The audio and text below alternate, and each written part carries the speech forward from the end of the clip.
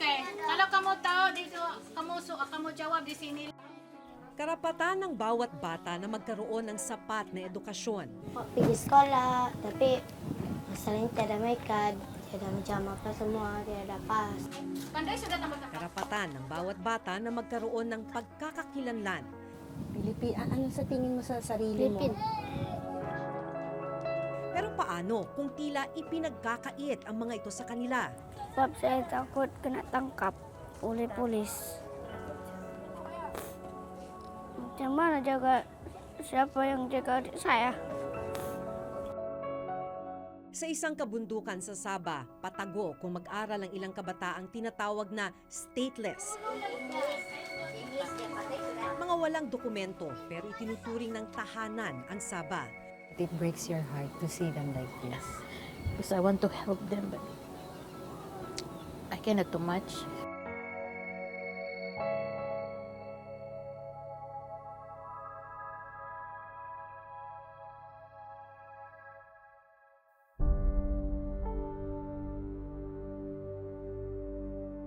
Doon actually tayo galing, kung saan daming tindahan, daming kainan. Pero yung komunidad kung saan tinuturuan yung mga bata, nandito sa likod ng parang talahiban.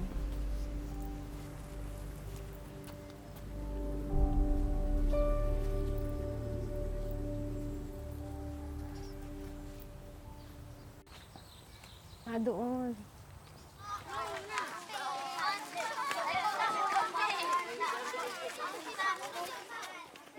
Naabutan naming paakyat ng bundok sina Nico, 10 taong gulang, at Christine, 12 taong gulang. Itatago namin ang kanilang mga mukha at tunay na pangalan dahil posible silang mahuli ng mga Malaysian authority. Nandito tayo ngayon sa Sabah, kasama ang ilang tinatawag na stateless children. Stateless dahil wala silang birth certificate sa Pilipinas, wala rin silang papeles dito sa Malaysia. Papunta yung mga kasama nating mga bata sa isang makeshift classroom. At kung mapapansin ninyo, medyo nasa isang liblib na lugar tayo. Liblib dahil sila mismo nagtatago sila mula sa otoridad dahil sa takot na kapag sila'y mahuli, madedetain sila at ide-deport.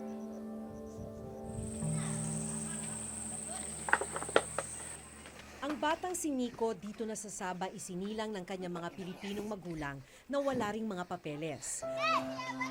Ganito rin ang sitwasyon ni Christine at ang kasama nilang mahigit 20 bata. Mahaba-haba pa ang kanilang lalakarin. Nasa tuktok kasi ng bundok ang kanilang gawa-gawa o makeshift na silid-aralan.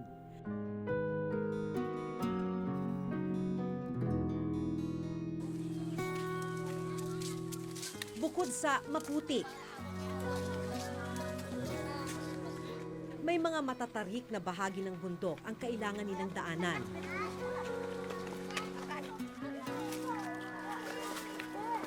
Pero tila sanay na sina Nico at Christine. Bakit gusto mong nagpupunta dito pagka may nagtuturo? Sebab saya mau pandai, mau jadi cita-cita lawyer, mau keluar negeri. Bakit gusto mong maging lawyer? I want to help my parents. You want to help your parents. Yes. I want to work. You want to work. You want to earn money. Yes. Dahil dito na sila sa Sabah, hindi marunong magsalita ng wikang Filipino ang mga bata. Ang alam nila, wikang Bahasa Melayu. Pag nagpasok ka ng eskwela, ano yung gusto mo? Ano yung pangarap mo? Ano yung gusto mong maabot? Mau jadi cikgu. Sebab bikin pintar budak-budak. Naniniwala kang maaabot mo pa yon na magiging teacher ka? Iya. Aku mau balik kampung di Filipina.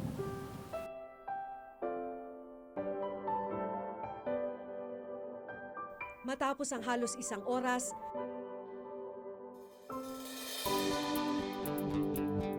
naabot na namin ang tuktok ng bundok.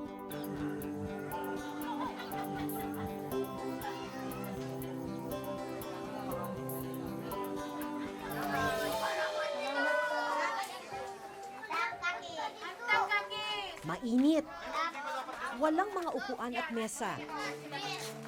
At isang sira-sirang pisara. Ganito ang inabutan naming silid-aralan. Okay, 1, 2, ready, sing!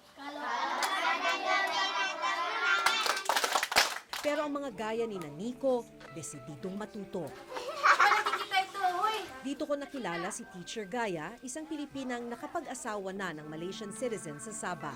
Legal na rin ang pananatili niya rito. Mahigit 10 taon na siyang nagtuturo sa mga stateless na bata sa komunidad. Bakit niyo itong ginagawa? Why do you do this for the children? I can see the needs of the children. When I see children around, especially these children who say that they are poor, they cannot able to go to school. Gustong-gusto talaga nilang maghawak ng pencil. Kasi yung iba nga hindi, what is pencil, hindi nila alam. Ito yung mga importante ba? And make me a challenge that I was also captured by police and I went to the detention. Mostly Filipinos, they don't know how to write names. Why? Because they are not educated. Dahil bawal po sila sa loob ng eskwelahan. Yeah. So, take me a challenge here that can I do something for the community? I'm a Filipino. And who will help the Filipinos children? Okay, kalau kamu tahu dito, kamu jawab di sini. Sa murang edad, naiintindihan na nila Nico at Christine ang mga limitasyon nila dahil sa pagiging stateless. Sa pagkakaalam mo, bakit hindi kayo makapunta ng eskwela? Sebab kami tiada may kad. Pero gusto mo. Bakit mo gusto sana na sa tunay na eskwelahan ka nag-aaral? Sebab bikin pintar. Sa tingin mo, mas marami kang matututunan pag sa eskwelahan. Iya. Gusto mo rin magsuot ng uniform. Macam mau juga lah macam gitu. Macam mau pergi sekolah. Tapi masalahnya tiada may kad. Tiada macam apa semua. Tiada pas. Tagalog. Adi teach. Sa kabila ng kakulangan sa mga gamit at pasilidad, kitang-kita raw ni Teacher Gaya na pursigido silang matuto. You want to learn? Yeah, chigu kami mau. We want. Like, it's more than longing for food. I said, yeah, it's a simple things. It doesn't take about 24 hours to be here. Just for 2 hours and it really mean to them already. Yung mga bata po, kahit saan na makapag-aral lang. Yeah. Napansin niyo po sa kanila Yeah. yun. Even you go to under the tree, they will Susunod go po there. sila. Uupo yan kahit dyan sa damo. Must break your heart, no? Yeah. To listen to those kinds of I comments. just like want to close my eyes and I just like, because I cannot do much. I understand. I said, Lord, it's all up to you. Yeah. It's the comfort. You know, sometimes the police come. You know where they sleep? I have one family, they sleep in the graveyard. You just put the tent. Sometimes they don't have food. So, They don't have food because the parents know what. They just sleep without food. Ang tanging sigurado para kay Teacher Gaya, Panday sudah tambah-tambah. hindi siya magsasawang magturo hanggat may mga batang gaya ni Nico at Christine. hanggang kailan niyo po gagawin itong pagtuturo sa mga stateless children? As long as I have strength. Just like commitment to the Lord. Na in love kasi ako ni Lord.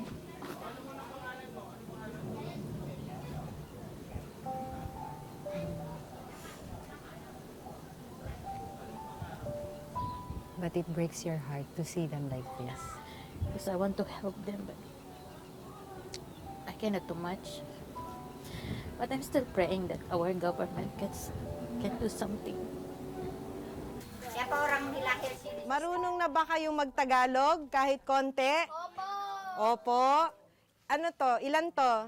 5. 5.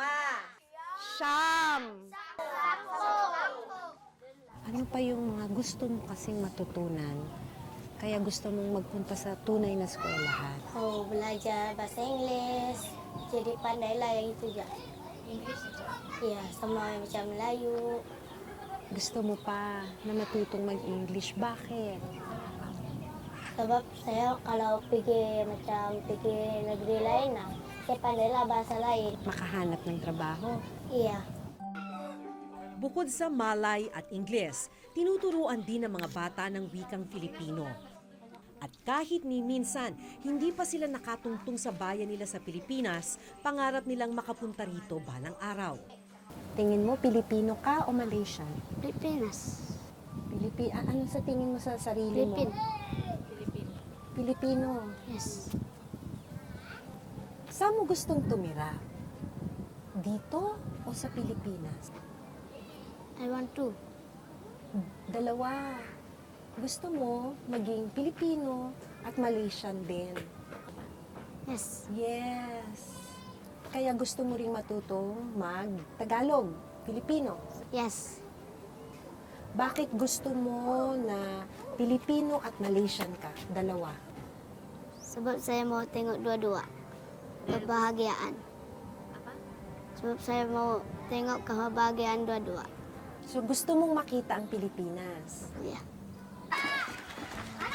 Sa bawat araw ng mga bata sa bundok, nasa likod ng kanilang mga isip ang takot na baka mahuli ng mga pulis.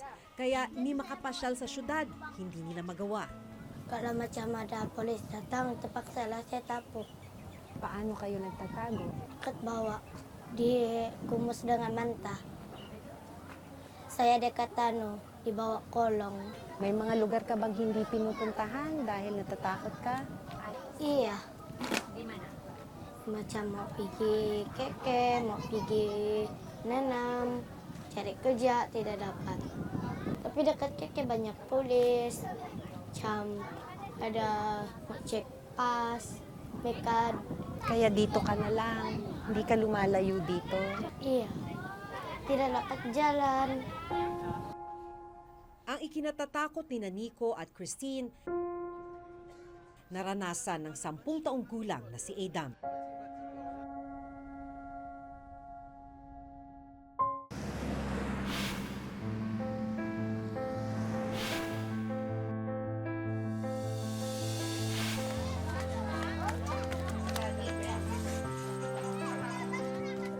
Matapos ang 2 oras na klase, bababa na ng bundok ang mga bata.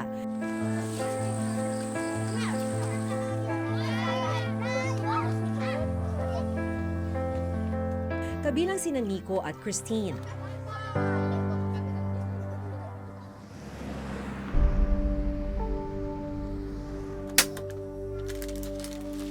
Nagtatrabaho sa isang construction site ang mga magulang ni Nico.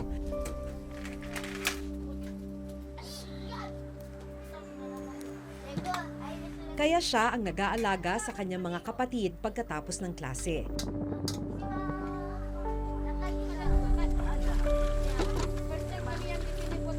Siya rin ang abala sa mga gawaing bahay.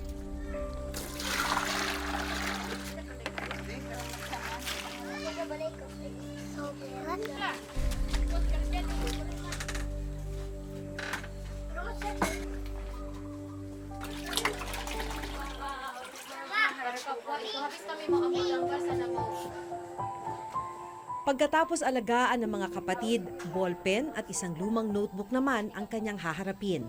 Para kay Nico, hindi natatapos sa kanilang silid ang kagustuhang matuto. Saya suka sekolah. Saya mau kerja lawyer, mau tolong ibu bapak. Dahil stateless o walang nasyonalidad, laging nangangamba si Nico na mahuli ng mga pulis at makulong. Naging kalakaran daw kasi sa Sabah na i-detain ang sinumang walang papeles sa Sabah, bata man o matanda, bago sila ibalik sa Pilipinas. Kung tutuusin, labag ito sa UN Convention on the Rights of the Child kung saan nakalagda ang Malaysia. Undocumented kung ituring sila ng Malaysian government. Malungkot na katotohanan kahit na itinuring na nilang tahanan ng Sabah. Saya mau macam orang lain, boleh keluar, tiada ketakutan. Saya tiada pas macam orang lain, sebab saya mau jadi macam orang lain. Hiling ni Nico mabigyan silang mga bata ng dokumento o kung tawagin nila ay pass para makapanatili rito sa Sabah ng legal.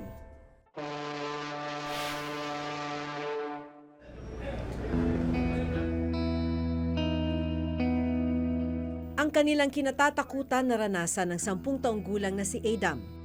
Nakulong siya sa Sabah at na-deport sa Pilipinas kasama ang kanyang ama na si Labsan, 38 taong gulang.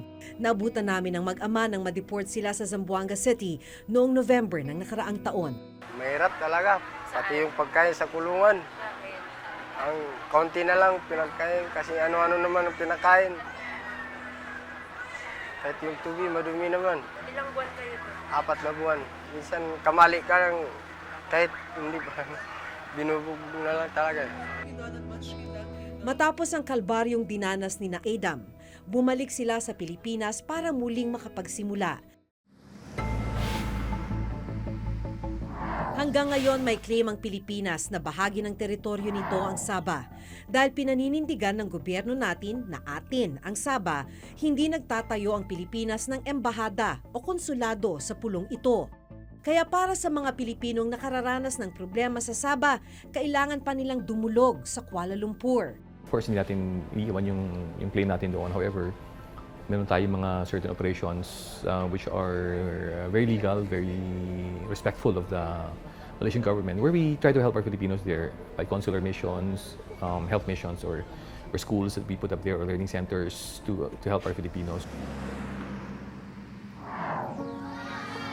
Para sa isang international law expert, hindi raw sapat ang mga ginagawa ng gobyerno para lubusang matugunan ang mga problema ng mga Pilipino sa Sabah, lalo na ng mga stateless na kabataan dito. Malaki talaga yung kakulangan ng ginagawa ng ating pamahalaan dito sa issue na to. No? Ngayon, kung seryoso sila na hindi nila i-give up yung claim na yon, no? Dapat kahit kaunti man lang, ay mayroon silang efforts, mayroong pondong inilalaan para siguraduhin na yung status ng ating mga kapatid doon ay hindi nanganganib, no? Dahil hindi pa rin nare-resolba ang agawan ng teritoryo ng Pilipinas at ng Malaysia, ang mga kabataang gaya ni Nico at Christine ang naiipit at hindi nabibigyan ng kanilang pangunahing pangangailangan gaya ng edukasyon at serbisyong medikal. Definitely, they are not being ignored. We have them in mind. That is why the Department of Foreign Affairs through the Philippine Embassy in Kuala Lumpur is fully engaged in making sure that their needs are met. Katulong ng Department of Foreign Affairs ang Department of Education para matugunan ang pangangailangan ng mga kabataan sa edukasyon sa Sabah. Sa tala ng DFA at DepEd, nasa 30,000 ang stateless children sa bansa. 2 teams na ang pumunta doon. Ang ginawa natin, nag-train tayo ng mga teachers. Itong mga batang ito ay Pilipino. Maski wala silang papel na dala-dala, ay Pilipino pa rin sila. Pero ang mas malaking tanong, paano masisigurong hindi mahuhuli at makukulong ang mga bata? They cannot go around. Why? Kahit minsan doon sa labas na pinaparkingan ng karita, may police din magdating. So when they see the car, the police car, they were scared. They will hide. We also engage the government of Malaysia constantly and ask them to, recognize the human rights of our Filipino kababayans here in this part of Malaysia. Human rights is a basic right. Education, healthcare is something that we should provide.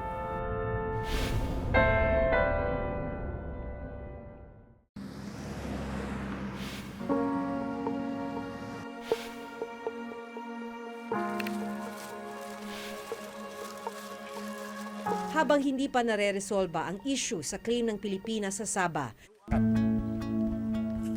isang agarang tulong ang isinagawa namin katulong ang ilang Filipino volunteers na nakatira na sa Sabah. Ilang kababayan natin ang nagbigay ng mga bagong gamit sa eskwela at mga upuan para sa mga bata.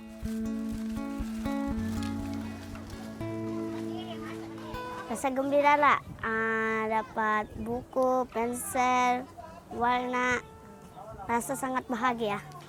Saya rasa itu buku dapat